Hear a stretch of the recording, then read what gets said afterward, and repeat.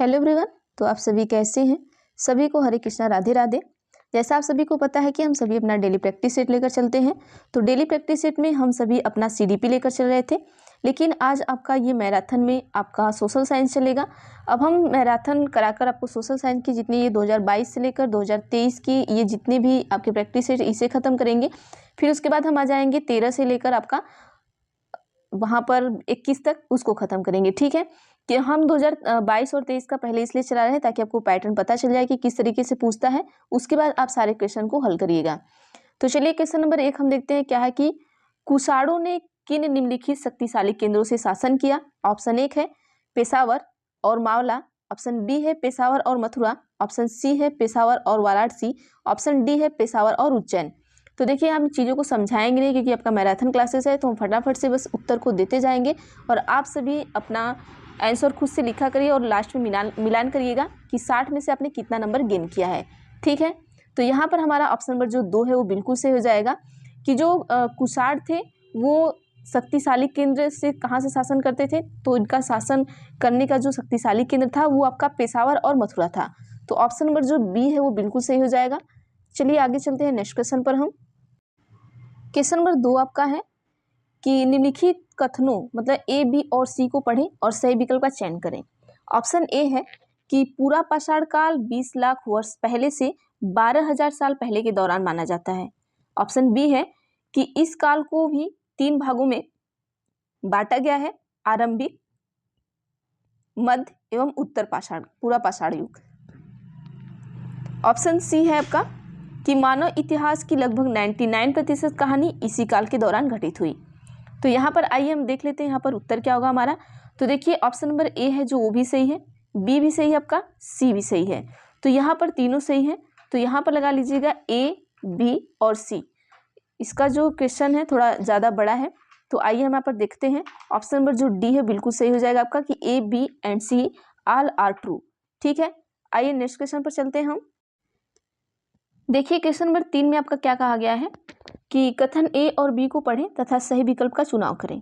Option A आपका है कि मनसब मुगलों द्वारा चलाई गई एक श्रेणी व्यवस्था थी जिसके जरिए ऑप्शन 1 है पद और 2 है आपका वेतन, 3 आपका है कि सैन्य उत्तरदायित्व निर्धारित किए जाते थे। अब आइए ऑप्शन बी में देखते हैं क्या है। ऑप्शन बी में कहा गया कि मनसबदारों के सैन्य उत्तरदायित्व का निर्धारण एक संख्या पर निर्भर था जिसे जात कहा जाता था। तो देखिए ये ऑप्शन नंबर जो बी है वो बिल्कुल आपका गलत है, और ऑप्शन नंबर जो ए है कि जो आपके मनसब मुगलों द्वारा जो चलाई गई एक श्रेणी व्यवस्था थी जिसके जरिए क्या होता था, रैंक, सैलरी और क्या है आपका सैन्य उत्तरदायित्व क्या किए जाते थे, निर्धारित किए जाते थे। तो ये तीनों चीज़ें क्या की जाती थी, उनके द्वारा निर्धारित की जाती थी। तो ऑप्शन नंबर जो यहाँ पर ए होगा बिल्कुल सही हो जाएगा कि A is true but B is false. आगे चलते हैं नेक्स्ट क्वेश्चन पर। हम अपने क्वेश्चन नंबर 4 आपका है कि निम्नलिखित में से किस स्थान पर अशोक के अभिलेख ग्रीक और आरामाइक भाषाओं में पाया गया। मतलब देखिए जो अशोक का आपका अभिलेख था, ठीक है, तो इनका जो ग्रीक और आरामाइक भाषाओं में पाया गया तो किस स्थान पर पाया गया ये पूछा गया है। तो ग्रीक और आरामाइक भाषाओं में पाए जाने वाला जो अभिलेख है ये आपका कंधार में पाया गया। तो ऑप्शन नंबर जो ए है वो सही कर लीजिएगा। आगे चलते हैं नेक्स्ट क्वेश्चन पर। हम क्वेश्चन नंबर 5 आपका कहा गया है कि गोंड राज्य मतलब गढ़कंटगा में 70,000 गांव थे। कितने थे? 70,000 गांव थे, इसे उल्लेखित किया गया है। ऑप्शन ए है उय्याकोडन उदयार के अभिलेख में, ऑप्शन बी है अकबरनामा में, ऑप्शन सी है बुरंजी नामक ऐतिहासिक कृतियों में, ऑप्शन डी है कि अंग्रेजी ईस्ट इंडिया कंपनी के गुमराते विलियम मिथवर्ल्ड के वर्णन में। तो आप सभी बताइए जो गोंड राज्य मतलब गढ़कंटगा जो 7,000 गांव थे उसे कहाँ पर उल्लेखित किया गया है। तो उत्तर दीजिएगा क्या होगा आप सभी। तो देखिए इसे जो उल्लेखित किया गया है ये अकबरनामा में आपको उल्लेखित किया गया है। तो ऑप्शन नंबर जो बी है वो बिल्कुल सही हो जाएगा। आगे चलते हैं नेक्स्ट क्वेश्चन पर। क्वेश्चन नंबर 6 आपसे कहा गया है कि निम्नलिखित कथनों अभिकथन ए और कारण आर पर विचार करिए। तो देखिए अभिकथन ए में कहा गया है कि स्थानीय जनजाति लोगों द्वारा पूरी उड़ीसा के जगन्नाथ की काष्ठ प्रतिमा बनाई जाती है। इसका रीजन क्या है? रीजन बताया गया है कि जगन्नाथ मूलतः एक स्थानीय देवता थे जिन्हें आगे चलकर विष्णु का रूप मान लिया गया। अब सही विकल्प चुनना है। तो देखिए जो ऑप्शन ए है वो सही है, और जो आपका कारण है वो भी इसका एक्सप्लेनेशन जो कर रहा है वो भी सही है, क्योंकि जो स्थानीय जनजाति थे वो लोगों द्वारा पूरी उड़ीसा के जगन्नाथ की क्या काष्ठ प्रतिमा बनाई जाती थी, उनके द्वारा क्या होती थी, उनकी प्रतिमा बनाई जाती थी।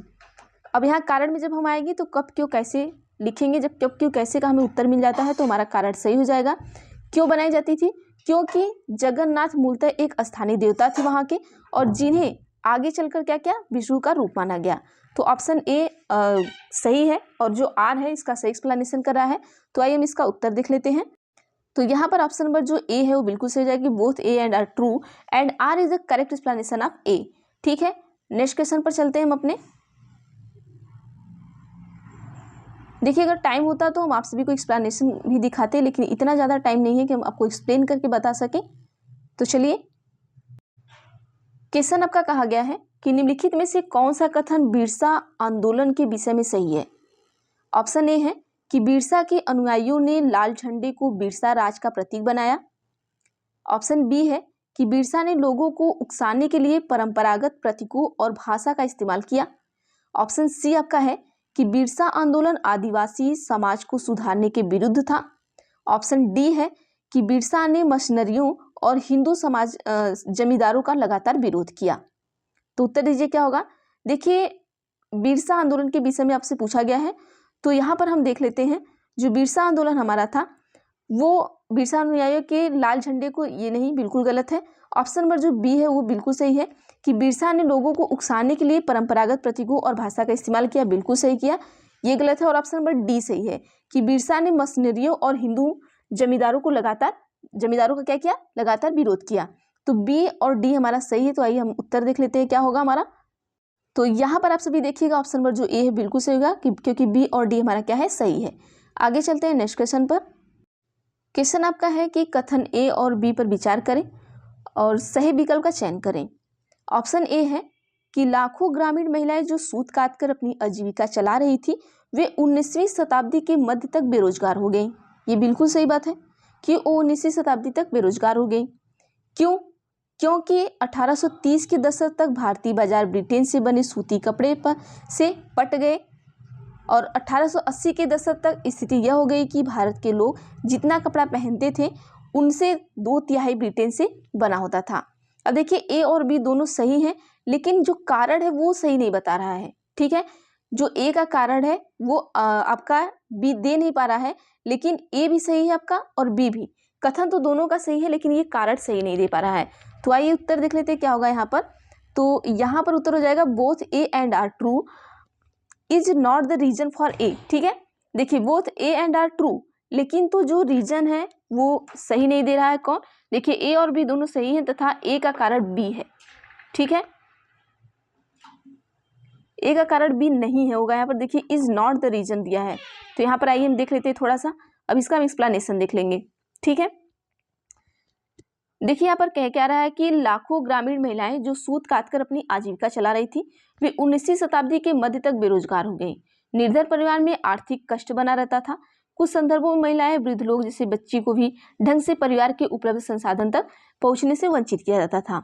अब 1880 के दशक तक यह स्थिति हो गई थी कि भारत के लोग जितना कपड़ा पहनते थे उसका 2/3 भाग ब्रिटेन से बना होता था। कितना, 2/3 भाग आपका। क्यों, क्योंकि उस समय ब्रिटेन का एक पूंजीवादी देश था। अब होता क्या है यहाँ पर कि जहाँ भारत के ही सूत के कपड़े बनते थे वह और ब्रांड के रूप में भारत में आते थे। मतलब जो सूत था वो भारत का ही था, लेकिन वहाँ से जो कपड़े बन के आते थे वो ब्रांड के होते थे और वो वहाँ ब्रांड बनाकर वो भारत में लाते थे। और इसलिए ए और बी दोनों सही था, ए का कारण बी है। चलिए यहाँ पर ये देखिए नॉट दे दिया ना इंग्लिश में, तो ये थोड़ा गलत दे दिया है, आप यहाँ सही कर लीजिएगा। दोनों सही, क्योंकि मुझे लग रहा था कि दोनों सही है, तो यहाँ पर ये इंग्लिश का नॉट देकर ये गलती कर दिया है। आप हिंदी वाला देख लीजिएगा कि ए और बी दोनों सही हैं तथा ए का कारण बी है। ठीक है, क्यों है, क्योंकि महिलाएं क्यों बेरोजगार हो गई, क्योंकि वहाँ पर ब्रिटेन में वो क्या बनाने लगा, कपड़े बनाने लगे अपने। आगे चलते हैं। क्वेश्चन है कि निम्नलिखित में से कौन सा कथन सही है। ऑप्शन ए है कि महात्मा गांधी और रविन्द्रनाथ टैगोर ने औपनिवेशिक शिक्षा का विरोध किया। क्या ये सही है? आइए अगला देखते हैं। दूसरा ऑप्शन देखते हैं हम।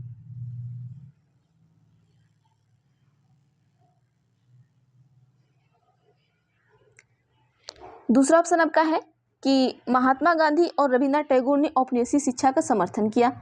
तो ये हमारा सही हो जाएगा क्योंकि उन लोगों ने समर्थन किया था, विरोध नहीं किया था। आगे चलते हैं नेक्स्ट क्वेश्चन पर।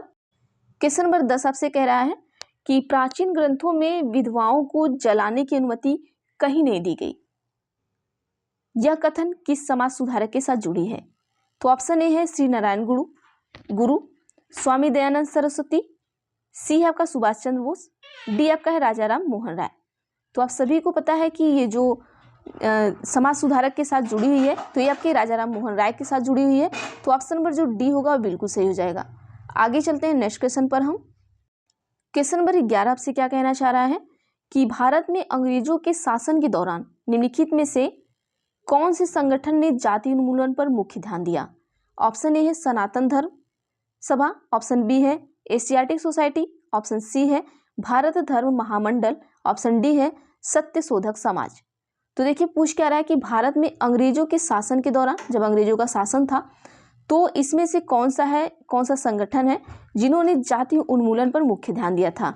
तो आप सभी को पता है जो सत्य शोधक समाज हमारा था, इन्होंने सबसे ज्यादा ध्यान दिया था। तो ऑप्शन नंबर जो डी है वो बिल्कुल सही हो जाएगा। आगे चलते हैं नेक्स्ट क्वेश्चन पर। क्वेश्चन आपका है कि टीपू सुल्तान द्वारा अंग्रेजों का विरोध के संदर्भ में कथन ए एवं कथन बी को पढ़ें तथा सही उत्तर चुनें। ऑप्शन ए है कि अपनी मृत्यु तक टीपू सुल्तान अंग्रेजों को विरुद्ध लड़ रहे।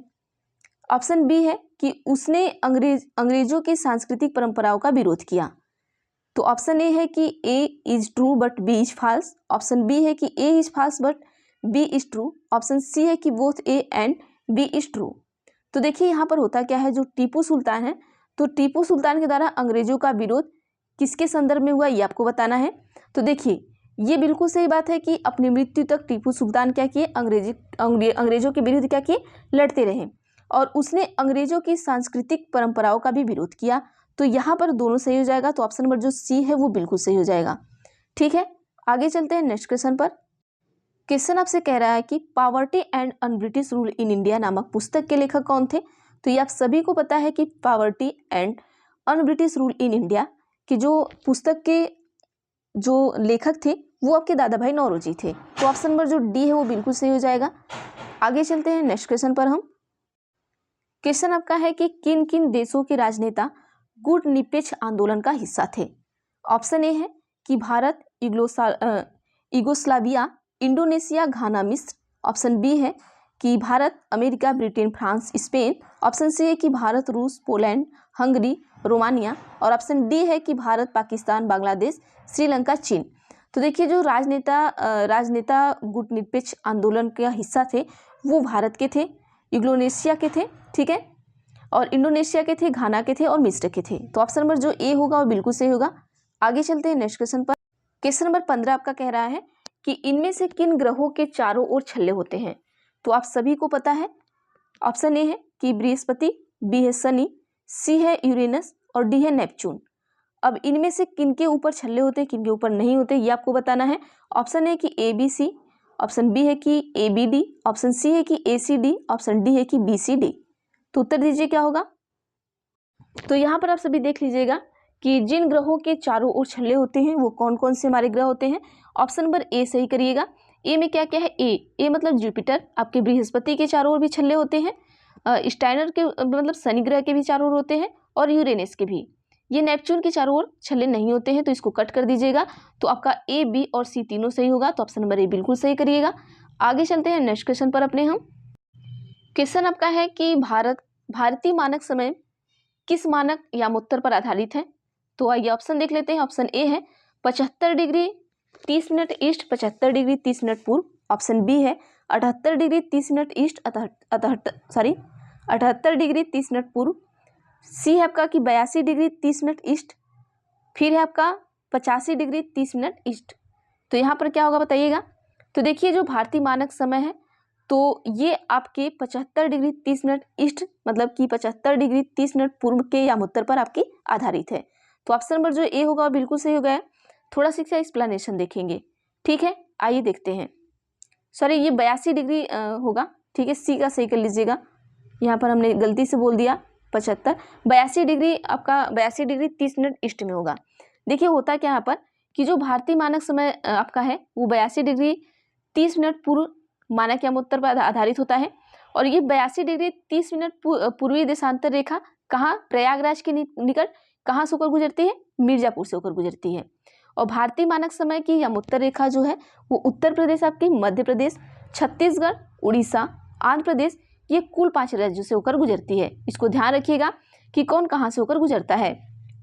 देखिए ये आपकी जो 82 डिग्री 30 मिनट पूर्वी देशांतर रेखा है ये प्रयागराज के निकट कहाँ से, मिर्जापुर से होकर गुजरती है।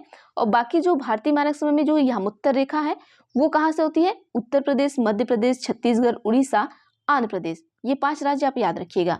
आगे चलते हैं नेक्स्ट क्वेश्चन पर हम। क्वेश्चन आपका है कि इनमें से क्या दिन एवं रात तथा ऋतुओं में परिवर्तन संभावित करता है। ऑप्शन ए है कि क्रमशः पृथ्वी के घूर्णन एवं परिक्रमण, ऑप्शन बी है कि क्रमशः पृथ्वी के परिक्रमण एवं घूर्णन, और ऑप्शन सी है कि सिर्फ पृथ्वी का घूर्णन, ऑप्शन डी है कि सिर्फ पृथ्वी का परिक्रमण। तो आप सभी बताइएगा कि क्या होगा, कि इनमें से क्या दिन एवं रात ऋतुओं में परिवर्तन संभावित है। तो देखिए पृथ्वी कैसे घूर्णन करेगी, क्या किस परिक्रमण पर होगी, क्रमशः किस तरीके से होगी, तो आपको बताना है। तो देखिए यहाँ पर ये जो परिवर्तन होगा कैसे होगा, क्रमशः पृथ्वी के घूर्णन एवं परिक्रमण से होता है। जो हमारा दिन और रात होता है वो कैसे होता है कि क्रमशः पृथ्वी के घूर्णन एवं परिक्रमण से होता है। तो ऑप्शन नंबर जो ए है वो बिल्कुल सही हो जाएगा। आगे हम चलते हैं नेक्स्ट क्वेश्चन पर। Question number 18। क्वेश्चन नंबर 18 में आपसे क्या पूछना चाह रहा है। क्वेश्चन है कि पृथ्वी लगभग 24 घंटे में अपने अक्ष 360 डिग्री पर घूम जाती है, अर्थात वह 1 घंटे में 15 डिग्री घूमती है। इस प्रकार जब ग्रीनविच में दोपहर के 12 बजते हैं तब ग्रीनविच में 30 डिग्री पूर्व में समय होगा। ऑप्शन ए है 2 PM, ऑप्शन बी है 10 AM, ऑप्शन सी है 2 AM, ऑप्शन डी है 10 PM। तो देखिए यहाँ पर जो उत्तर हो जाएगा हमारा 2 PM हो जाएगा। अब आइए इसको थोड़ा सा हम देख लेंगे कैसे 2 PM होगा।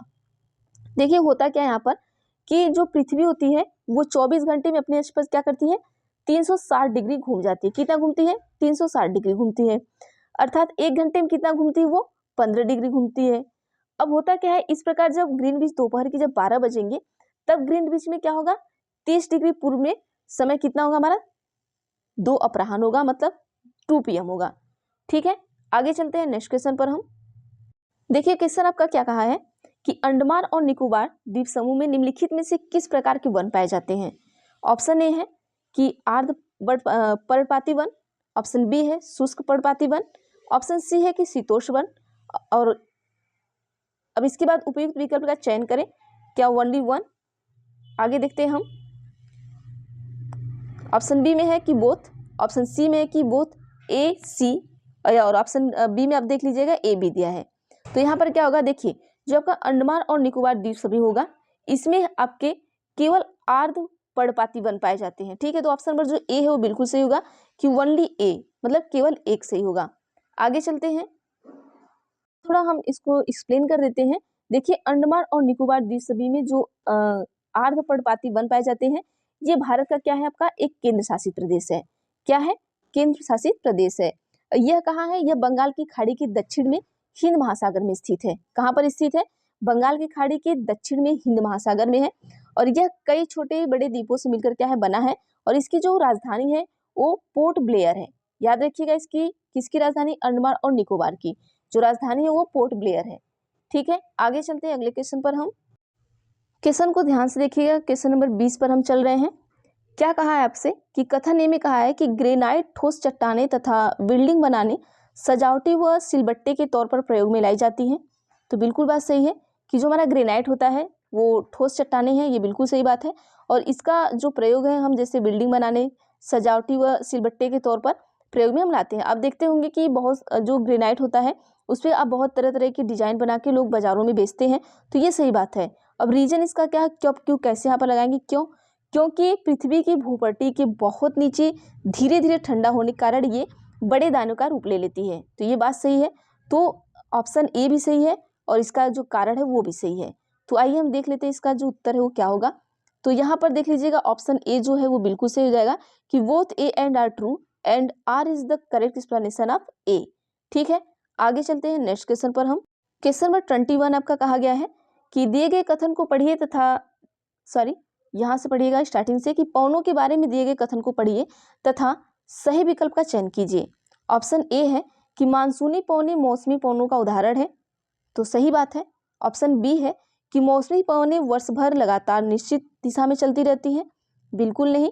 ऑप्शन सी है कि स्थल व समुद्री समीर अस्थायी पवनों के उदाहरण है, बिल्कुल नहीं। तो ऑप्शन नंबर जो ए है वो बिल्कुल सही हो जाएगा कि जो हमारी मानसूनी पवनें होती हैं वो मौसमी पवनों का क्या है, उदाहरण है। आगे चलते हैं अगले क्वेश्चन पर। हम क्वेश्चन नंबर 22 आपका दिया गया है कि संघनन के संदर्भ में निम्नलिखित निम्न कथनों को पढ़िए। ऑप्शन ए है कि जलवाष्प संघनित होकर ठंडा होकर जल की बूंदें बनाते हैं। ऑप्शन बी है कि जब जल की ये बूंदें इतनी भारी हो जाती हैं कि वायु में तैर न सके तब ये वर्षण के रूप में नीचे आ जाती हैं। ऑप्शन सी है कि आकाश में उड़ते हुए जेट हवाई जहाज अपने पीछे पद चिन्ह छोड़ते हैं क्योंकि इंजनों से निकली नमी संघनित हो जाती है। तो यहाँ पर उत्तर दीजिएगा क्या होगा। देखिए, जलवाष्प संघनित होकर ठंडा होकर जल की बूंद बनाते हैं, ये भी सही बात है, ठीक है। जब जल की बूंदें इतनी भारी हो जाती है कि वायु में तैर न सके तब ये वर्षण के रूप में नीचे आ जाती है, ये भी बात सही है कि जब भारी हो जाती है तो वर्षा होने लगती है। फिर ऑप्शन सी है कि आकाश में उड़ते हुए जेट हवाई जहाज अपने पीछे पद चिन्ह छोड़ते हैं क्योंकि इंजनों से निकली नमी संघनित हो जाती है, ये भी सही बात है। तो यहाँ पर हमारा ऑप्शन ए, बी और सी तीनों सही होगा। तो आइए हम ऑप्शन में देख लेते हैं कहाँ पर सही होगा। तो ऑप्शन नंबर जो डी है वो बिल्कुल सही हो जाएगा कि all A, B and C are true. आगे चलते हैं अगले क्वेश्चन पर। क्वेश्चन आपका है कि तिब्बती एंटीलोप का शिकार इसके ऊन सहतूत के लिए किया जाता है क्योंकि ऑप्शन ए है कि यह वजन में हल्का होता है। ऑप्शन बी है कि अत्यधिक गर्म होता है। ऑप्शन सी है कि यह जानवर बहुत अधिक संख्या में पाया जाता है। तो उत्तर दीजिए क्या होगा। तो चलिए आइए हम इसका उत्तर देख लेते हैं। देखिए, जो हमारा तिब्बती एंटीलोप का शिकार इसके ऊन शहतूश के लिए किया जाता है वो आपका यह वजन में हल्का होता है, बिल्कुल बात सही है, वजन में हल्का होता है। तो ऑप्शन ए सही है। यह अत्यधिक गर्म होता है, ये भी सही है। यह जानवर बहुत अधिक संख्या में पाया जाता है, बिल्कुल नहीं। तो ए और बी सही है। आइए हम ऑप्शन में देख लेते हैं एक बार फिर से। तो देखिए यहाँ पर जो ऑप्शन नंबर ए है वो बिल्कुल सही हो जाएगा कि A and B are true. तो आइए हम थोड़ा सा एक्सप्लेनेशन देख लेंगे। देखिए, जो हमारा तिब्बती एंटीलोप का शिकार इसमें शहतूश के लिए किया जाता है क्योंकि ये वजन में क्या होता है, हल्का होता है, अत्यधिक गर्म भी होता है। और ये क्या होता है कि पूर्वोत्तर तिब्बती पठार में पाए जाते हैं और इनका शिकार इसके बाद उनके बेहद गर्म नरम एवं हल्के अंडर फर के लिए किया जाता है। जो ये जानवर होते हैं इनका जो शिकार किया जाता है इनके अंडर फर के लिए किया जाता है और जो आमतौर पर मृत्यु के बाद प्राप्त होता है। और देखिए, ये जब मर जाते हैं तभी ये चीज़ें मिलती हैं। और शहतूश सार पारंपरिक रूप से भारत में शादी के तोहफे के रूप में दिए जाते हैं। ये याद रखिएगा, कब दिए जाते हैं, शादी के तोहफे के रूप में दिए जाते हैं। और तथा एक शॉल बनाने के लिए 3 से 5 तिब्बती एंटीलोप का अंडरफर प्रयोग किया जाता है। आप सोच सकते हैं कि 3 से 5 तिब्बती एंटीलोप का अंडरफर प्रयोग किया जाता है, तो आप समझ सकते हैं कि कितना कीमती हो सकता है। आगे चलते हैं नेक्स्ट क्वेश्चन पर। हम क्वेश्चन नंबर 24 आपसे कह रहा है कि नीचे दिए गए कथन ए और बी पर विचार करें।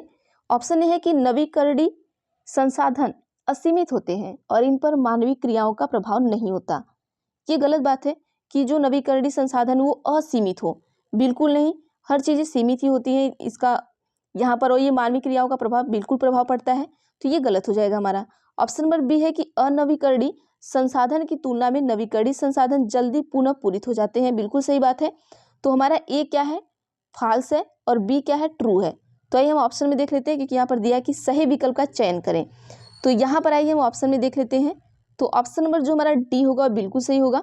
डी में क्या है कि A is false and but B is true. तो ऑप्शन नंबर जो डी है इसको बिल्कुल सही करिएगा। नेक्स्ट क्वेश्चन पर चलते हैं। हम क्वेश्चन नंबर 25 पर चलते हैं कि सैलों से खनिजों को बाहर निकालने की प्रक्रिया का क्रम क्या होगा अगर आप पृथ्वी की सतह से उसकी आंतरिक तहों तक जाते हैं। ऑप्शन ए है कि विवृत खनन, ऑप्शन बी है कि कुपकी खनन, ऑप्शन सी है कि आखनन, ऑप्शन ए है कि C A B, option B है कि A C B, option C है कि A B C, option D है कि बी ए सी। उत्तर दीजिएगा क्या होगा आप सभी। तो चलिए यहाँ पर क्या होगा, हमारा जो ऑप्शन नंबर ए होगा वो बिल्कुल सही होगा कि C A B.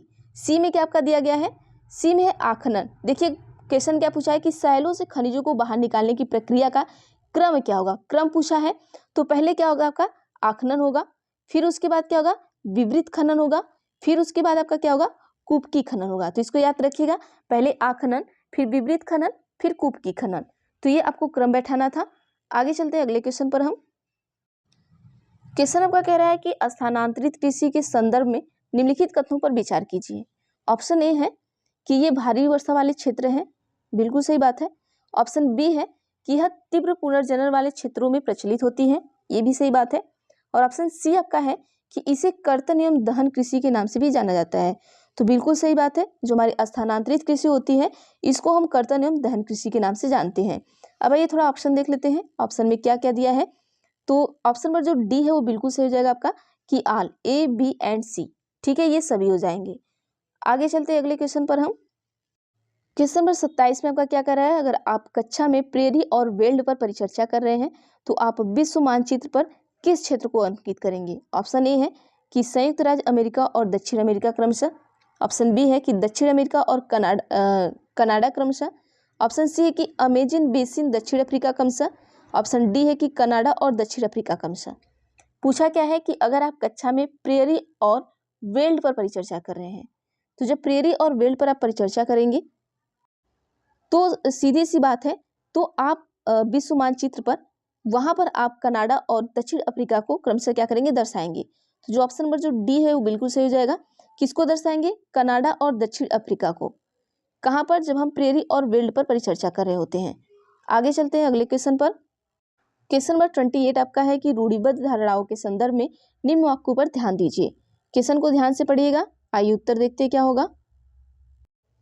Option A आपका है कि रूढ़िबद्ध धारणाएं हमें प्रत्येक व्यक्ति को अनेक अनोखे और अलग व्यक्ति जिसके पास खास गुण व क्षमताएं हो सकती हैं के रूप में देखने से रोक देती हैं। ऑप्शन बी है कि रूढ़िबद्ध धारणाएं बड़ी संख्या में लोगों को एक ही प्रकार के ढांचे में जड़ देती हैं। ऑप्शन सी है कि रूढ़िबद्ध धारणाओं का हम सब पर प्रभाव पड़ता है क्योंकि इनके चलते हमें उन कामों को करने का मौका मिलता है जिनमें हम अच्छे हैं। तो आप सभी को बताना है कि इसमें क्या सही होगा क्या गलत होगा, आपको चूज करना है विकल्प को।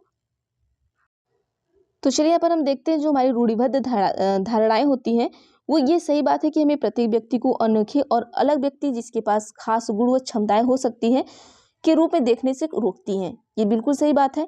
ऑप्शन नंबर जो बी है ये भी सही बात है, लेकिन ऑप्शन नंबर जो सी दिया है ये बिल्कुल गलत बात है। तो यहाँ पर ए और बी हमारा सही हो जाएगा। अब आइए इसका हम देख लेते हैं उत्तर क्या होगा, नीचे थोड़ा करके। यहाँ पर देख लीजिए ऑप्शन नंबर जो बी है वो बिल्कुल सही हो जाएगा कि केवल ए और बी ट्रू, ठीक है, केवल ए और बी जो है वो सही है। तो ऑप्शन नंबर जो बी है वो बिल्कुल सही हो जाएगा। आगे चलते हैं अगले क्वेश्चन पर। हम क्वेश्चन नंबर 29 कह रहा है क्या आपसे, आइए देखते हैं कि निम्नलिखित क्षेत्रों में से उन क्षेत्रों की पहचान कीजिए जहां अतीत में आए अरबी और चीन के व्यापारियों के उल्लेखनीय सांस्कृतिक प्रभाव है। क्या कह रहा है कि यहाँ अतीत में आए अरबी और चीन के व्यापारियों के उल्लेखनीय सांस्कृतिक प्रभाव है। तो ऑप्शन ए है कि पंजाब और तमिलनाडु, बी है केरल और लद्दाख, सी आपका है असम और हरियाणा, डी आपका है गुजरात और तेलंगाना। तो उत्तर दीजिए क्या होगा।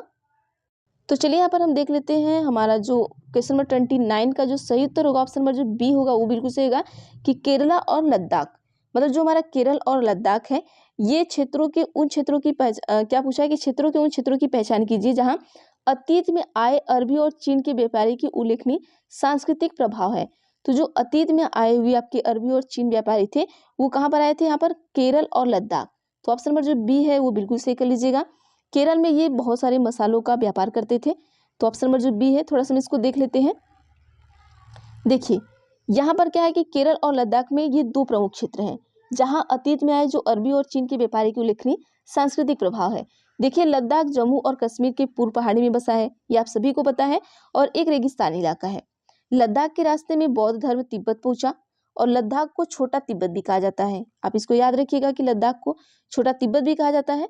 और केरल भारत के दक्षिण पश्चिम कोने में बसा है। सबसे पहले अरबी एवं यहूदी व्यापारी जो आए थे कहाँ आए थे, केरल में आए थे। और चीन के व्यापारी भी केरल आए और यहाँ पर मछली पकड़ने के लिए जो जाल इस्तेमाल किए जाते थे वे चीनी जालों से हूबहू मिलते हैं और उन्हें चीन वाला कहते हैं, सॉरी चीना वाला कहते हैं, ठीक है, उन्हें क्या कहते हैं, चीना वाला। ये याद रखिएगा, पूछ सकता है कि जो जाल आपके चीन के जाल से हूबहू मिलते हैं उन्हें कहते क्या है, तो उन्हें चीना वाला कहते हैं। आगे चलते हैं, क्वेश्चन नंबर 30 पर हम चलते हैं। क्या कहा गया हमसे कि भारत के राष्ट्रपति का चुनाव डैश डैश के द्वारा होता है। ऑप्शन ए है मंत्रियों में उनके मुखियाओं के परिषद। ऑप्शन बी है कि योग्य नागरिक द्वारा प्रत्यक्ष चुनाव। ऑप्शन सी है कि निर्वाचक मंडल द्वारा अप्रत्यक्ष चुनाव। ऑप्शन डी है कि पंचों सहित सभी चयनित सदस्यों द्वारा अप्रत्यक्ष चुनाव। तो भारत के राष्ट्रपति का जो चुनाव है वो किसके द्वारा होता है, आपसे पूछा गया है। तो चलिए यहाँ पर हम देख लेते हैं, जो भारत के राष्ट्रपति का चुनाव होता है वो आपके निर्वाचक मंडल द्वारा अप्रत्यक्ष चुनाव होता है।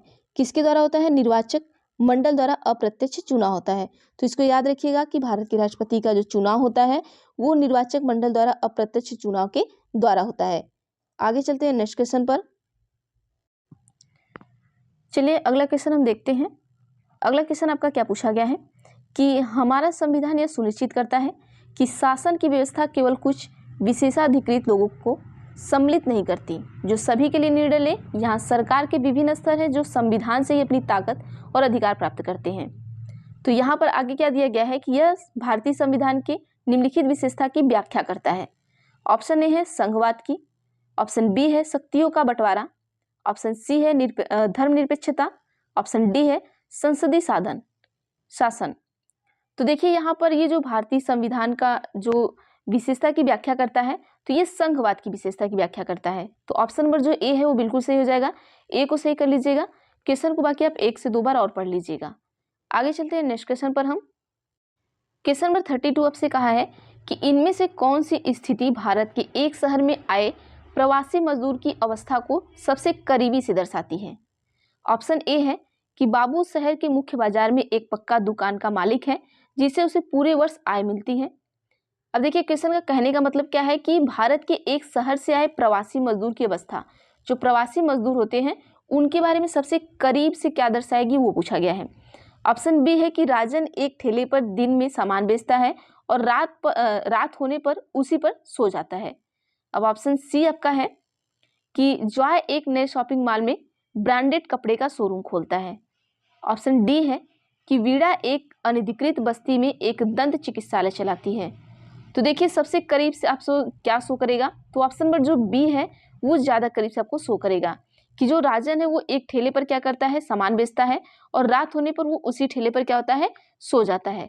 तो ये एक प्रवासी मजदूर की अवस्था को सबसे करीब से दर्शाती है। आगे चलते हैं नेक्स्ट क्वेश्चन पर। हम क्वेश्चन आपका है कि दादन व्यवस्था के संदर्भ में निम्न कथनों पर विचार करिए। ऑप्शन ए है कि यह व्यवस्था भारत के बड़े उद्योगों में प्रचलित है। ऑप्शन बी है कि इसमें व्यापारी कच्चे माल देता है और उसे तैयार माल प्राप्त होता है। ऑप्शन सी है कि इसमें बुनकर अधिकतर अपने घर या कार्यशाला में कार्य करते हैं। तो सही विकल्प का चयन करना है आपको। तो आइए विकल्प हम देख लेते हैं क्या है। विकल्प में आपका दिया गया है ऑप्शन ए में कि ओनली बी।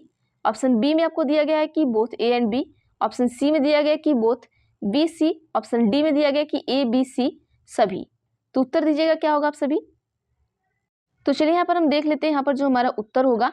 देखिए यह व्यवस्था भारत के बड़े उद्योगों में प्रचलित है, बिल्कुल नहीं। दादन व्यवस्था जो है ऐसा बिल्कुल नहीं है कि यह भारत के बड़े उद्योग में है। ऑप्शन बी है कि देखिए जो दादन व्यवस्था हमारी है इसमें होता क्या है कि जो इसमें व्यापारी होता है वो कच्चा माल देगा और उसे तैयार माल प्राप्त होता है।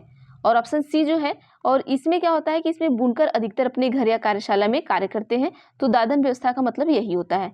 तो बी भी सही यहाँ पर, आपका सी भी सही है। तो यहाँ पर आइए उत्तर लगा लेते हैं हम। तो ऑप्शन नंबर जो सी होगा वो बिल्कुल सही हो जाएगा। तो सी को सही कर लीजिएगा, बोथ बी एंड सी। आगे चलते हैं अगले क्वेश्चन पर। क्वेश्चन में दिया गया आपको कि एक विरोध प्रदर्शन के दौरान पुलिस द्वारा हेक्टर पीटरसन की हत्या की घटना किस ऐतिहासिक संघर्ष से जुड़ी हुई है। ऑप्शन ए है कि अमेरिका में रंगभेद के खिलाफ संघर्ष। ऑप्शन बी है नेपाल में राजतंत्र के खिलाफ संघर्ष। ऑप्शन सी है कि दक्षिण अफ्रीका में रंगभेद नीति के खिलाफ संघर्ष। और ऑप्शन डी आपका है कि अल्जीरिया में उपनिवेशवाद के खिलाफ संघर्ष। बताना कि आपको कि यहाँ एक विरोध प्रदर्शन के दौरान पुलिस द्वारा क्या किया गया है कि हेक्टर पीटरसन की हत्या की घटना किसी ऐतिहासिक संघर्ष से जुड़ी हुई है। तो किस ऐतिहासिक संघर्ष से जुड़ी हुई है आपको बताना है। तो देखिए यहाँ पर जो ऑप्शन नंबर जो सी है बिल्कुल सही हो जाएगा कि जो आपका दक्षिण अफ्रीका में रंगभेद नीति के खिलाफ संघर्ष था उसी से ये जुड़ी हुई है। तो ऑप्शन नंबर जो सी है वो बिल्कुल सही हो जाएगा। आगे चलते हैं अगले क्वेश्चन पर। हम यहाँ पर हम आपको 3 ऑप्शन देंगे, इन्हीं से एक ऑप्शन आपका सही है। क्वेश्चन है कि हिंदू उत्तराधिकार अधिनियम 2005 निम्नलिखित में से किस कारण हेतु लैंगिक समानता की ओर एक कदम है? ऑप्शन ए है कि यह बेटियों के विवाह के बाद भी पैतृक कुल नाम रखने का अधिकार देता है। ऑप्शन बी है कि यह बेटियों को पिता की संपत्ति पर अधिकार दिलाता है। ऑप्शन सी है कि यह सबसे बड़ी संतान लड़का या लड़की को पिता का उत्तराधिकार मानता है। तो देखिए, जो लैंगिक समानता की ओर एक कदम है वो आपको बेटियों को, जो बेटियां होती हैं उनको क्या करता है कि बेटियों को पिता की संपत्ति पर क्या करता है, अधिकार दिलाता है। तो ऑप्शन नंबर जो बी है वो बिल्कुल सही हो जाएगा। आगे चलते हैं अगले क्वेश्चन पर। हम क्वेश्चन कह रहा है कि भारतीय डैश के दिन को याद करने के लिए गणतंत्र दिवस मनाते हैं। ऑप्शन ए है कि भारत के पहले आम चुनाव, बी है कि भारत की स्वतंत्रता, सी है कि संविधान के लागू होने पर, ऑप्शन डी है कि संविधान का लेखन पूरा होने पर। तो जो भारतीय डैश डैश के दिन को याद करके हम गणतंत्र दिवस मनाते हैं, तो किस दिन को हम याद करके गणतंत्र दिवस मनाते हैं ये आपको बताना है। तो आप सभी को पता है कि संविधान के लागू होने पर हम क्या करते हैं, गणतंत्र दिवस को मनाते हैं। तो ऑप्शन नंबर जो सी है वो बिल्कुल सही हो जाएगा। आगे चलते हैं नेक्स्ट क्वेश्चन पर। तो यहाँ पर देखिए बहुत सारे बच्चे ऐसे होंगे जो आजादी को लेकर वहां पर लगा दिए होंगे टिक, तो बिल्कुल नहीं सही होगा। ठीक है, आगे अगला क्वेश्चन है कि राम्या एक बेकरी में सहयोगी कर्मी के रूप में काम करती है। उसे उसके मालिक का महंगा मोबाइल फोन चुराने के झूठे आरोप में अभियुक्त बनाया जाता है, परंतु वह अपनी खराब आर्थिक स्थिति के चलते अपने बचाव के लिए वकील नहीं कर पाती है। उसके केस का प्रतिनिधित्व करने के लिए भारतीय संविधान के किस अनुच्छेद के अनुसार राज्य द्वारा वकील दिया जाएगा?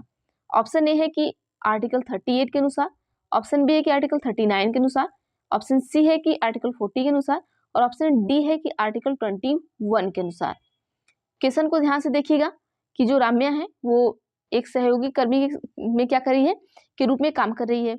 अब उसके मालिक का क्या है, फोन जो है वो बहुत महंगा है और उसे चुराने के झूठे आरोप में क्या है, अभियुक्त बनाया जाता है, परंतु वो अपनी खराब आर्थिक स्थिति के चलते अपने बचाव के लिए वकील नहीं कर पा रही है। जब वो वकील नहीं कर पाती है तो इसके केस का जो प्रतिनिधित्व करने के लिए भारतीय संविधान के किस अनुच्छेद के अनुसार राज्य द्वारा वकील दिया जाएगा? जो राज्य के द्वारा वकील दिया जाता है तो किस अनुच्छेद के द्वारा दिया जाता है वो आपको बताना है। तो देखिए, ये जो आपका आर्टिकल 39 होता है, मतलब 39A, ठीक है, 39 नहीं, सिर्फ 39A नहीं लिखना है, 39A के अनुसार दिया जाएगा। तो ऑप्शन नंबर जो बी है बिल्कुल सही होगा कि अनुच्छेद 39A के अनुसार दिया जाएगा। आगे चलते हैं अगले क्वेश्चन पर। क्वेश्चन आपका है कि अभिकथन ए और कारण आर को पढ़िए और उपयुक्त विकल्प का चयन करिए। अब आइए यहाँ पर हम देख लेते हैं क्या कहा गया अभिकथन ए और आर में। ए में कहा जाता है आपको कि ऊपरी न्यायालय के फैसले नीचे की सारी न्यायालयों को मान्य होते हैं, क्या सही बात है? और आपका आर कहा गया है कि भारत के पास एकीकृत न्यायिक व्यवस्था है। ऑप्शन ए है कि both A and R true and R is the correct explanation of A. Option B है कि both A and R true and R is the not correct explanation of A. Option C है कि A is true but R is false. Option D है कि A is false but R is true. तो बताइए क्या होगा यहाँ पर उत्तर? तो देखिए यहाँ पर क्या होता है कि ए और आर जो दोनों सही है, ये सही कह रहा है और ये सही व्याख्या भी कर रहा है कि देखिए जो हमारी ऊपरी न्यायालय होती है उसके जो फैसले हैं, आप सभी को पता है कि वो जिसके सारे जो फैसले होते हैं वो नीचे के सारे न्यायालयों को मान्य होते हैं। तो ये भी सही है, क्योंकि भारत के पास एकीकृत न्यायिक व्यवस्था है। आप सभी को पता है जो हमारा इंडिया है उसके पास हमारा एकीकृत न्यायिक व्यवस्था है, इसलिए इन्हें मानना पड़ता है। तो ऑप्शन ए जो है वो बिल्कुल सही हो जाएगा। आगे चलते हैं, थोड़ा सा इसका एक्सप्लेनेशन भी देख लीजिए अगर आपको कंफ्यूजन होगा तो।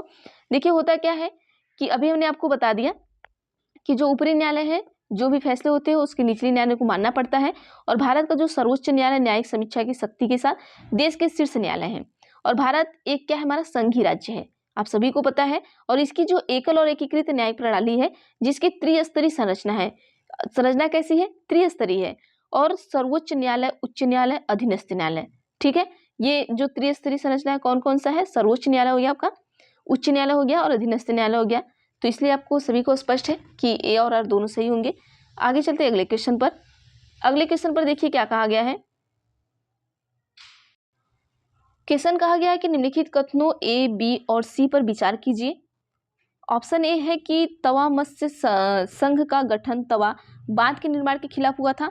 ऑप्शन बी है कि तवा मत्स्य संघ का गठन मध्य प्रदेश के जंगल निवासियों के जीवन निर्वहन के लिए बांध पर मछलियां पकड़ने के काम को जारी रखने के अधिकार की रक्षा के लिए हुआ था। ऑप्शन सी है कि तवा मत्स्य संघ मछुआरों को ऋण भी देने की व्यवस्था करता है। तो यहाँ पर हम देख लेते हैं जो उत्तर हमारा होगा क्या होगा। ऑप्शन देख लीजिएगा आप सभी, केवल ए, ऑप्शन बी में है केवल ए और बी, ऑप्शन सी में है कि बी और सी, ऑप्शन डी में है कि आल ए बी सी। तो उत्तर क्या होगा बताइएगा आप सभी। तो यहाँ पर आपका जो उत्तर होगा बी और सी दोनों सही होगा, बल्कि ये नहीं होगा। जो तवा मत्स्य होता है उसका जो गठन होता है वो मध्य प्रदेश के जो जंगल निवासी के जीवन निर्वहन के लिए, बाढ़ पर मछलियां पकड़ने के काम को जारी रखने के लिए, अधिकार की रक्षा के लिए हुआ था। ठीक है, ये याद रखिएगा। और क्या हुआ था कि तवा मत्स्य संघ मछुआरों को ऋण भी देने की व्यवस्था करता था। तवा मत्स्य क्या करता था, जो मछुआरे हैं उनको ऋण देने की व्यवस्था भी करता था। तो बी और सी दोनों सही है। आगे चलते हैं अगले क्वेश्चन पर। हम क्वेश्चन नंबर 40 पर हम देख लेते हैं कि जनजातीय भाषा के बारे में दिए गए कथन को पढ़ें।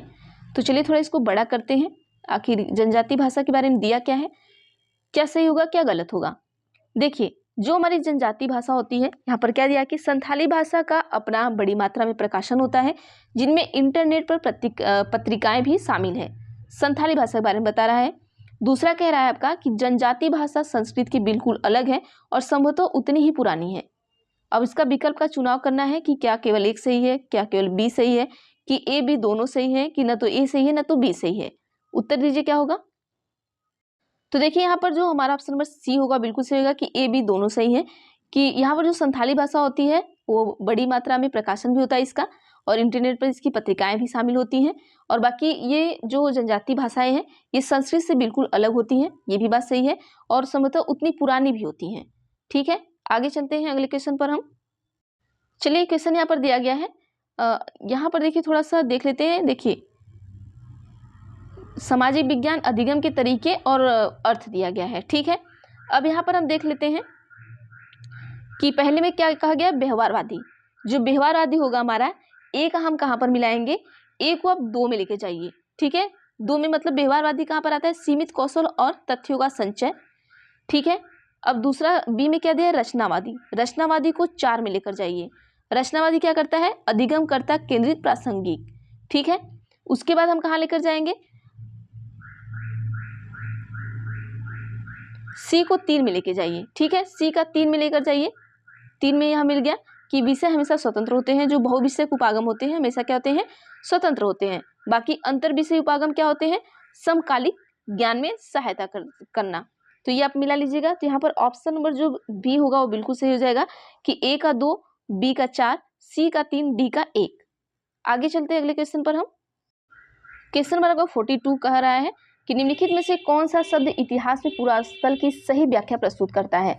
ऑप्शन ए है कि वह स्थान जहां पर पत्थर के औजारों का निर्माण किया जाता था। ऑप्शन बी है वह स्थान जहां औजार, बर्तन और इमारत जैसी वस्तुओं के अवशेष मिले हो। ऑप्शन सी है कि वह स्थान जहां आखेटक, खाद्य संग्राहक रहते थे। ऑप्शन डी है कि वह स्थान जहां प्राचीन इंजीनियरिंग कार्य के अवशेष मिले हो। ठीक है, तो यहाँ पर उत्तर बताना आपको। क्वेश्चन में क्या कहा गया है कि कौन सा शब्द इतिहास में पूरा स्थल की सही प्रस्तुति करता है। तो उत्तर दीजिए। तो देखिए, पूरा स्थल में क्या था आपका, वह स्थान जहां पर क्या हो, औजार, बर्तन और इमारत जैसी वस्तु के अवशेष मिले हो, वही हमारा क्या है, पूरा स्थल है। अगले क्वेश्चन पर चलते हैं। क्वेश्चन है आपका कि एक शिक्षिका अपने विद्यार्थियों के साथ अल्पसंख्यक समुदाय के जीवंत अनुभव के बारे में चर्चा करना चाहती हैं, कौन सी अति उपयुक्त शिक्षण रणनीति होगी। ऑप्शन ए है कि अल्पसंख्यकों के लिए संवैधानिक प्रावधानों पर चार्ट, बी है कि अल्पसंख्यकों के रोजगार पर NSS डाटा, ऑप्शन सी है कि एक फीचर फिल्म जिसमें एक अल्पसंख्यक किरदार है, ऑप्शन डी है कि अल्पसंख्यक प्रभुत्व वाले क्षेत्र में लोगों की दैनिक गतिविधियों पर एक प्रस्तुतिकरण। तो उत्तर क्या होगा बताइएगा। तो देखिएगा, यहाँ पर जो एक शिक्षिका है वो अपने विद्यार्थी के साथ अल्पसंख्यक समुदाय के जीवंत अनुभव के बारे में क्या कर रही है, चर्चा कर रही हैं। तो कौन सी अति उपयुक्त शिक्षण की रणनीति होगी यहाँ पर, तो जो आपकी होगी वो ऑप्शन नंबर डी बिल्कुल सही होगा कि अल्पसंख्यक प्रभुत्व वाले क्षेत्र के लोगों की दैनिक गतिविधि पर एक प्रस्तुतिकरण उनकी है। आगे चलते हैं अगले क्वेश्चन पर। हम क्वेश्चन नंबर आपका 44 में कहा गया है कि प्रारंभिक शिक्षा के विद्यार्थी को जाति आधारित भेदभाव के मुद्दे से परिचित कराने के लिए निम्नलिखित में से कौन से संसाधन का प्रयोग कर सकते हैं। ऑप्शन ए है कि अभिलेख जो अशोक के स्तंभ पर लिखे हुए हैं। ऑप्शन बी है कि आरक्षण नीति पर लेख। ऑप्शन सी है कि मानवाधिकार का सार्वजनिक घोषणा पत्र। ऑप्शन डी है कि BR अम्बेडकर के बचपन के अनुभवों के वृत्तांत। तो उत्तर दीजिएगा। अब देखिए आपके CDP के भी हम सोच रहे थे क्वेश्चन करा देंगे 6 to 8 वाला, ताकि जो 6 to 8 के भी बच्चे हैं, क्योंकि जितने भी क्वेश्चन हम कराए हैं वो 1 to 5 के लिए बहुत ज़्यादा हो गया है। उतना पढ़ लीजिए आप, उतना में क्लियर कर सकते हैं, ठीक है। बाकी अब ये जो 6 to 8 के बच्चे हैं उनके लिए भी हम सारा कर देंगे, तो 1 to 5 वाले भी इसको देख सकते हैं, कोई दिक्कत नहीं है। मतलब ये SST नहीं देखेंगे आप सभी, जो CDP की क्लासेस आई, संस्कृत की क्लासेस आई, ये सारी क्लासेस आप देख सकते हैं। चलिए उत्तर दीजिएगा आप सभी। तो देखिए यहाँ पर जो उत्तर होगा आपका ऑप्शन नंबर जो डी है बिल्कुल सही हो जाएगा, कि BR अम्बेडकर के बचपन के अनुभव के वृत्तांत। आगे चलते हैं क्वेश्चन नंबर 44 के बाद हम 45 पर चलते हैं। देखिए यहाँ पर 45 भी 15 क्वेश्चन आपके और बच्चे हैं, क्योंकि मैंने आपको कहा था हम 60 के 60 क्वेश्चन कराएंगे, ताकि आपको आइडिया लग जाए कि आप 60 क्वेश्चन में से कितना क्वेश्चन सही कर पा रहे हैं। तो प्लीज कमेंट बॉक्स में कमेंट करके जरूर बताया करिए आप सभी, ठीक है। क्वेश्चन आपका है कि एक इतिहास की अध्यापिका मौर्य राजवंश का उदय विषय को अपने विद्यार्थियों को पढ़ाना चाहती हैं। निम्नलिखित में से कौन सी शिक्षण सहायक सामग्री की इस्तेमाल उन्हें करना चाहिए? वो क्या पढ़ाना चाहती है? मौर्य राजवंश का उदय। तो ऑप्शन ए है कि तुलनात्मक समय रेखा, बी है रेखा आलेख, सी है कि प्रगतिशील समय रेखा, डी आपका है कि दंड आलेख, ठीक है। तो क्या करेंगी, तो किस शिक्षण सामग्री का इस्तेमाल करेंगे आप सभी बताइएगा। तो यहाँ पर देखिए वो प्रोग्रेसिव टाइमलाइन का प्रयोग करेंगी, तो ऑप्शन नंबर जो सी है वो बिल्कुल सही कर लीजिएगा, कि प्रोग्रेसिव टाइमलाइन का उनको उपयोग करना चाहिए। आगे चलते हैं। 46 में आपसे कहा गया है कि विविधता के बारे में पढ़ाने के लिए वृत्तचित्र प्रासंगिक है अगर शिक्षक इसका प्रयोग डैश के लिए करता है। ऑप्शन ए है कि एक अनजान भौगोलिक स्थान में जीवन के अनुभव उपलब्ध कराने, ऑप्शन बी है विद्यार्थी के मनोरंजन, ऑप्शन सी है कि अन्य अपने जीवन में कैसे जीते हैं उन अजीबों से तरीके को दिखाने, ऑप्शन डी है कि व्याख्या विधि की एकल सत्ता को भंग करने। देखिए विविधता के बारे में पढ़ाने के लिए वृत्तचित्र प्रासंगिक है, आप सभी को पता है। अगर शिक्षक इसका प्रयोग किसके लिए करेंगे तो उत्तर दीजिएगा। तो देखिए जो शिक्षक है इसका प्रयोग एक अनजान भौगोलिक स्थान के जीवन में अनुभव उपलब्ध कराने के लिए करेंगे। अनुभव उपलब्ध कराना हमारा पॉजिटिव है, क्वेश्चन पॉजिटिव, उत्तर पॉजिटिव, इससे भी आप उत्तर दे सकते थे। ऑप्शन नंबर ए बिल्कुल सही होगा। आगे चलते हैं अगले क्वेश्चन पर हम। देखिए यहाँ पर विकल्प चुनकर आपको बताना है कि तीनों में से तीनों सही है, या एक सही है, या दो सही है, ठीक है। तो क्वेश्चन है कि एक 7वीं कक्षा की सामाजिक विज्ञान अध्यापिका अपने विद्यार्थी को ग्राम पंचायत के दफ्तर के दौरे पर ले जाती हैं। इस शिक्षण विधि के क्या फायदे हैं? ऑप्शन ए है कि विषय के बारे में प्रत्यक्ष जानकारी जुटाना, बिल्कुल सही बात है, वो जानकारी जुटाएंगी। बी है कि विषय के बारे में अतिरिक्त जानकारी देने की प्रभावी तरीका है, ये भी बात सही है। ऑप्शन सी है कि स्कूली जीवन का सामुदायिक जीवन के संपर्क स्थापित करना, तो ये भी बिल्कुल बात है कि स्कूली जीवन को हम सामुदायिक जीवन के संपर्क में स्थापित कर रहे हैं। तो हमारा ए, बी और सी तीनों सही होगा। तो आइए इसका हम ऑप्शन देख लेते हैं कौन सा सही है हमारा। तो देखिए ऑप्शन नंबर जो बी है वो बिल्कुल सही हो जाएगा, कि ए, बी एंड सी, ठीक है। और ये डी कहा गया कि घटना और घटनाक्रम को दर्ज करने की रूपरेखा प्रदान करना, बिल्कुल नहीं, तो ये गलत हो जाएगा हमारा। आगे चलते हैं नेक्स्ट क्वेश्चन पर हम। क्वेश्चन नंबर 48 में कहा गया है कि निम्नलिखित में से कौन सी शिक्षण विधि जेंडर संवेदीकरण को पढ़ाने के लिए सर्वोत्तम है? ऑप्शन ए है परिचर्चा, बी है प्रदर्शन, सी है व्याख्यान, डी है प्रश्न विधि। तो जेंडर संवेदीकरण, तो जेंडर संवेदीकरण में हम परिचर्चा डिस्कशन के द्वारा पढ़ाएंगे, तो ऑप्शन नंबर जो ए है बिल्कुल सही हो जाएगा। आगे चलते हैं। क्वेश्चन नंबर 49 में है कि निम्नलिखित में से कौन सी रणनीति विद्यार्थियों में आलोचनात्मक सोच को प्रोत्साहित करने में सबसे उपयुक्त है? ऑप्शन ए है कि विद्यार्थी की सभी सूचना को सत्य समझकर स्वीकृत कराना, ऑप्शन बी है विद्यार्थी को अध्यापक के सारे मतों को स्वीकृत कराना, ऑप्शन सी है कि विद्यार्थी के पक्षपात पहचानने में मदद करना, ऑप्शन डी है कि विद्यार्थियों को परिस्थिति को सिर्फ एक नजरिए से देखना। तो देखिए प्रोत्साहित करने में सबसे उपयुक्त क्या होगा? बच्चे को प्रोत्साहित करना है तो सबसे ज्यादा उपयुक्त क्या होगा बताइएगा। तो देखिए यहाँ पर ऑप्शन नंबर जो सी है वो बिल्कुल सही हो जाएगा, कि विद्यार्थी को पक्षपात पहचानने में मदद करना, ठीक है। ऑप्शन नंबर सी सही कर लीजिएगा। आगे चलते हैं अगले क्वेश्चन पर हम। चलिए क्वेश्चन नंबर 50 चल रहा है, 10 क्वेश्चन आपका और है, ठीक है। तो क्वेश्चन है कि निम्नलिखित में से कौन सी सामाजिक विज्ञान शिक्षण विधि विद्यार्थी की प्रस्ताव करने की, तार्किक बहस करने की, जवाबी तर्क देने की और तथ्यों या विचारों को प्रस्तुत करने की क्षमता को विकसित करती है? ऑप्शन ए है वाद विवाद, बी है परिचर्चा, सी है क्षेत्र कार्य, डी है परियोजना कार्य। उत्तर दीजिए क्या होगा, कि जो देखिए कौन सी सामाजिक विज्ञान शिक्षण विधि पूछा है कि विद्यार्थी को प्रस्ताव करने की, तार्किक बहस करने की, जवाब तर्क देने की, मतलब तार्किक बहस करे बच्चा, जवाब तर्क करे बच्चा, तथ्य पर विचार करे, तो क्या विकसित करती है? तो आप सभी को पता है कि ये अगर तर्क करता है, विचार करता है, तो ये वाद विवाद में आएगा। तो ऑप्शन नंबर ए है, ए को सही कर लीजिएगा। ठीक है, वाद विवाद, डिबेट्स कर रहा है बच्चा यहाँ पर। क्वेश्चन आपका है कि सामाजिक विज्ञान की एक शिक्षिका अपनी कक्षा में शैलों की विशेषताएं विषय शुरू कर रही हैं, निम्न में से कौन सी गतिविधि उसके उद्देश्य हेतु सबसे अधिक महत्व रखती है? ऑप्शन ए है कि पृथ्वी के परतों को दर्शाते मॉडल को दिखाना, वो उस पर चर्चा करना। ऑप्शन बी है कि पाठ्यपुस्तक में दी गई शैलों की विशेषताओं को पढ़ना एवं समझाना। ऑप्शन सी है कि विद्यार्थी को उनके आसपास पर पाए जाने वाली शैलों को इकट्ठा करने के लिए कहना। और ऑप्शन डी आइए हम देख लेते क्या कहा गया है कि विभिन्न प्रकार के शैलों को लाना तथा उनका प्रयोग इन शैलों की विशेषताओं को पहचानने तथा तुलना करने में करना।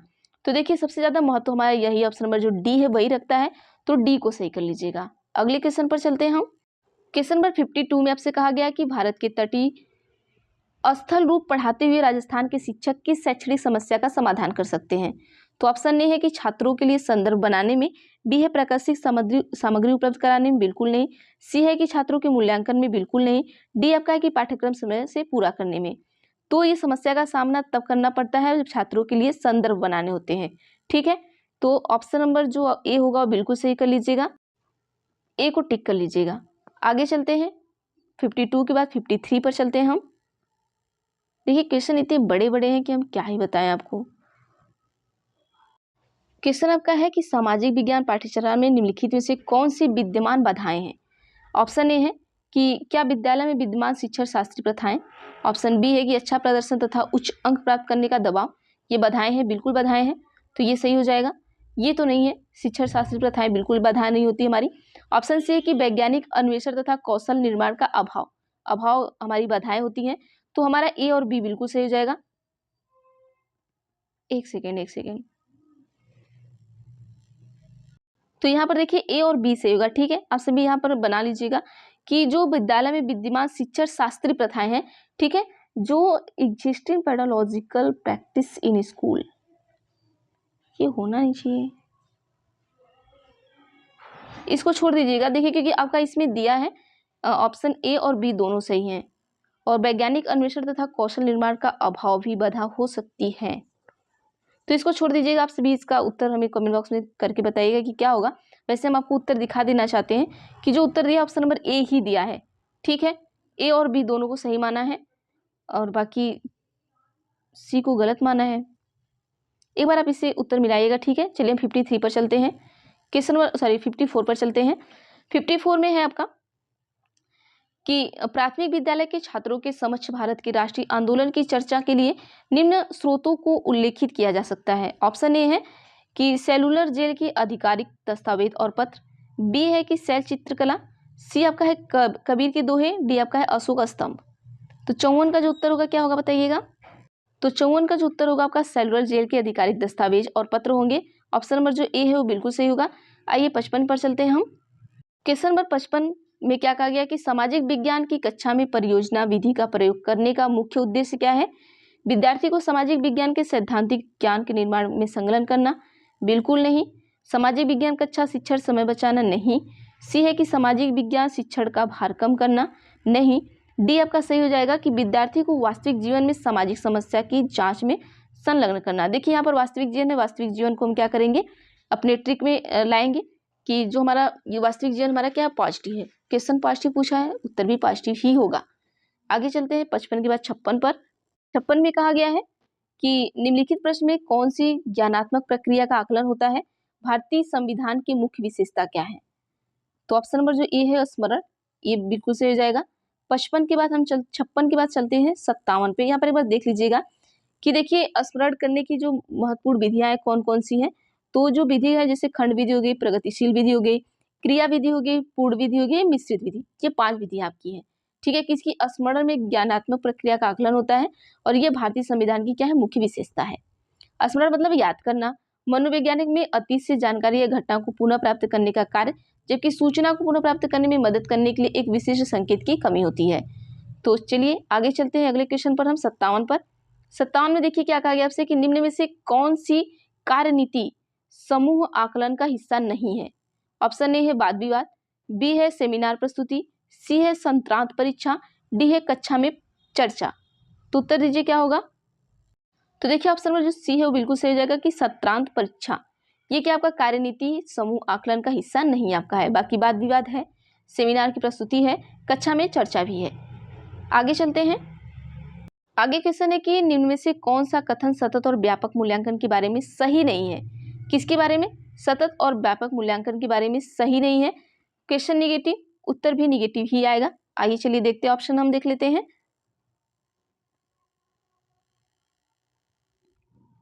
ऑप्शन ए आपका दिया गया है कि यह विद्यार्थी के व्यवहार के केवल संज्ञानात्मक पक्ष की आवश्यकता की पूर्ति करता है। बी में कि मूल्यांकन रणनीतियां शिक्षण अधिगम के साथ समाकलित है। सी है कि यह विद्यार्थी के सर्वांगीण आकलन को सुरक्षित करता है। डी आपका है कि यह अध्यापक को समय पर प्रतिपुष्टि प्रदान करता है। तो उत्तर दीजिए क्या होगा। देखिए हमने पहले ही कह दिया था कि क्वेश्चन क्या है, निगेटिव है, तो उत्तर निगेटिव होगा। जहां हमें केवल दिख गया है निगेटिव हो गया, तो ऑप्शन नंबर ए बिल्कुल सही हो जाएगा। आगे चलते हैं अगले क्वेश्चन पर हम। क्वेश्चन नंबर 59 में आपसे कहा गया कि लोकतंत्र विषय को शुरू करने से पहले एक अध्यापिका कक्षा में इससे संबंधित प्रश्न पूछती है, वो किस तरह का आकलन कर रही हैं। ऑप्शन ए है कि पूर्व अवधारणा का आकलन, ऑप्शन बी है योगात्मक आकलन, सी है कि नैदानिक आकलन, डी है कि रचनात्मक आकलन। अब देखिए लोकतंत्र विषय को शुरू करने से पहले एक अध्यापिका कक्षा में इससे संबंधित प्रश्न पूछती हैं, तो किस तरीके का आकलन कर रही हैं। तो उत्तर देख लीजिएगा क्या होगा। तो ये जो आपका आकलन है ये पूर्व अवधारणा का आकलन कर रही हैं, ठीक है, असेसमेंट ऑफ प्री कॉन्सेप्ट।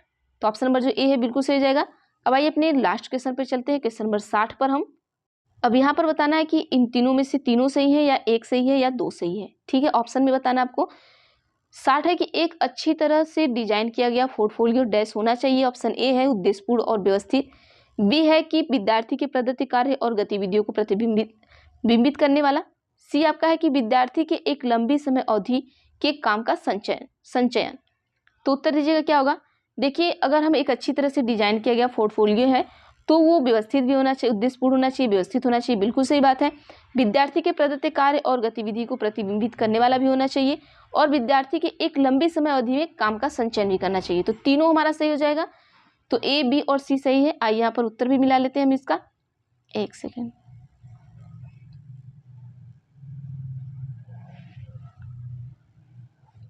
तो चलिए 60 का जो उत्तर है उसको हम देख लेते हैं। ऑप्शन नंबर जो डी है वो बिल्कुल सही हो जाएगा कि ए, बी और सी, ठीक है।